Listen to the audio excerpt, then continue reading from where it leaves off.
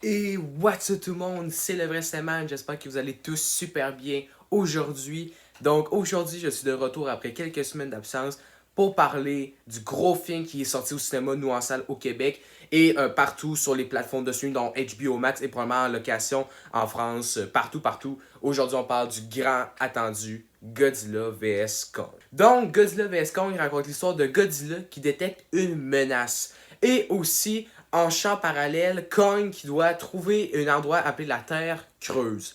Et là, les deux ennemis de toujours vont finir par se rencontrer et ça va pas se terminer en vain. Donc, est-ce que j'avais hâte à Godzilla vs Kong? Eh bien, pas tant que ça, je l'attendais beaucoup pour sa partie action. Je voulais un gros film en salle de cinéma qui allait nous proposer de la grosse action. Donc, un peu ma petite critique du Monster Universe. Donc le premier Godzilla, j'ai de souvenirs, ça fait très longtemps que je l'ai pas vu, mais de souvenirs, j'ai beaucoup aimé un peu cette approche. J'ai beaucoup aimé comment on filme Godzilla, comment on l'a introduit. Dans le fond, on le voit vraiment pas beaucoup en gros. Donc vraiment, j'ai beaucoup aimé l'approche de Gareth Edwards, d'essayer de le moins voir, de se donner une image de nous-mêmes, de qui il est. Et je me souviens à l'époque que j'avais adoré les trailers. Les premiers trailers, ça nous a lancé de quoi de vraiment fou.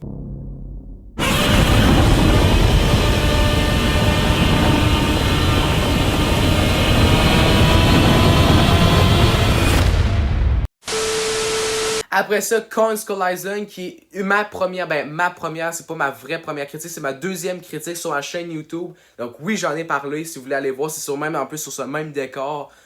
Waouh, c'est nostalgique ce soir. C'est la coïncidence totale. Mais Kong Skull Island, si je dis pas de défaut sur ma critique, je me suis dit que j'avais beaucoup passé un très bon moment.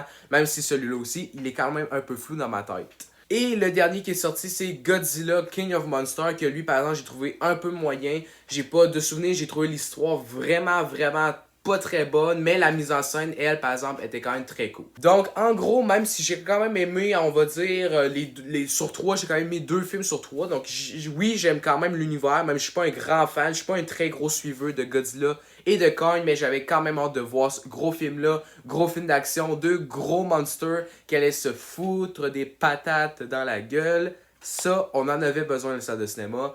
Et je vous le dis, moi, je suis Team Kong, j'ai goût de dire F Godzilla, F-word Godzilla, parce que pas de F-word sur YouTube. Ah! Le pèse vous mort! Je vais vous enculer vos morts, vous avez! Donc tu vas baiser tes morts! Donc sur ce, sans plus attendre, je vous dis mon avis. Donc Godzilla vs Kong, est-ce que j'ai aimé? Oui, j'ai vraiment aimé Godzilla vs Kong et j'ai un drôle de feeling parce que je m'attendais pas à dire ok, j'aime Godzilla vs Kong. Je m'attendais pas à dire ça. J'ai surprenamment plutôt aimé ce film et ça pour quand même plusieurs raisons. Donc vraiment les grosses qualités qui ressortent du film, c'est ses scènes d'action. Parce que oh oui, on a été servi. Les scènes d'action du film, c'est vraiment le point central de l'histoire. On voit qu'on a voulu focaliser là-dessus. Je trouve qu'il y a eu quand même une belle écoute des intérêts des fans. Nous, les histoires secondaires des personnages qui sont moyennement attachants, c'est pas ça qu'on veut. On dirait que là, Warner, dans le fond, l'univers a compris de ses erreurs et là nous propose vraiment un gros film avec de la très belle action signé Adam Wingard, le réalisateur du film qui fait une super belle mise en scène.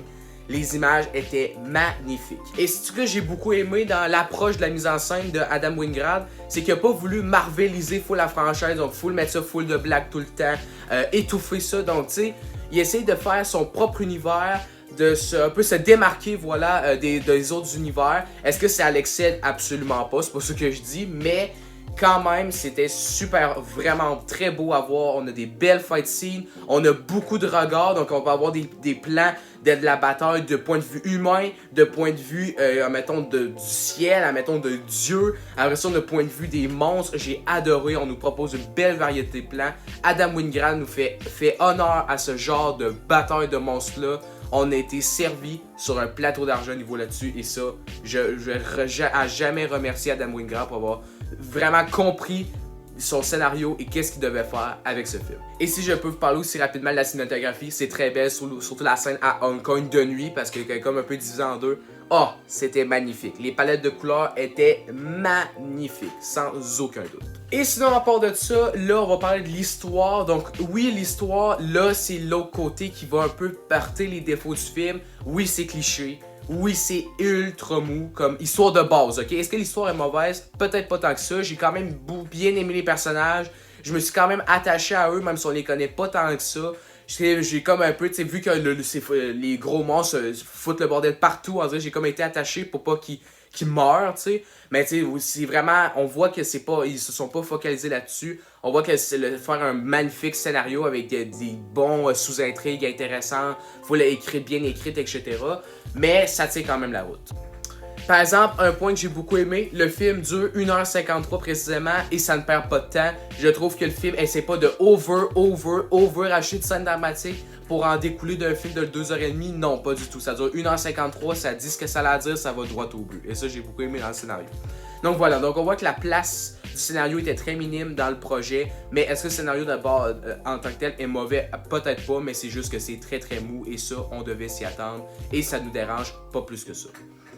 Et il faut certainement pas oublier les clichés du film, comme par exemple le méchant. Ah, j'ai détesté le méchant du film. Ah, il est dégueulasse. Aïe, aïe, aïe. Bref, donc aussi, qu'est-ce qui est mou du film, c'est l'acting. Donc on voit que l'acting n'a pas été aussi le principal gros bonus du film.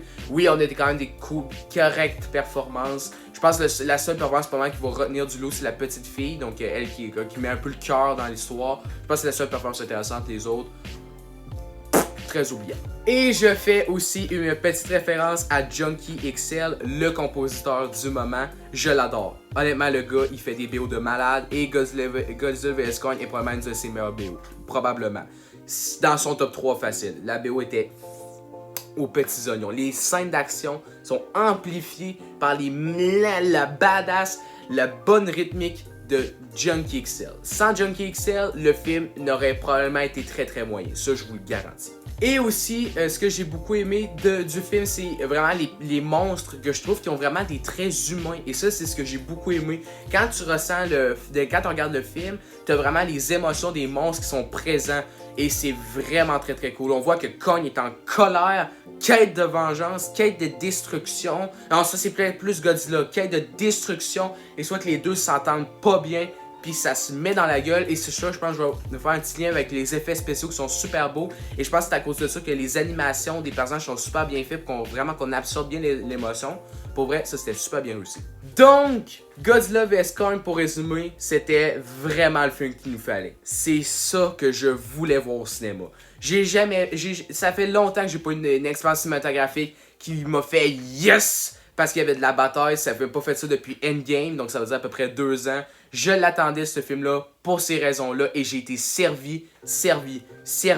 J'avais des fois les yeux vraiment grands ouverts. J'ai adoré ma séance de Godzilla vs Kong et c'est pour ça que je donne un 3,5 sur 5. Il faut quand même pas oublier que l'histoire est quand même molle, il y a des clichés et c'est pas parfait, mais au moins le film réussit. Aux scènes d'action sont grandioses, sont épiques, sont magnifiques. Je pense que le film va aussi rester dans les annales des films de la décennie 2020, pour son expérience et sa brillance dans les combats entre les titans.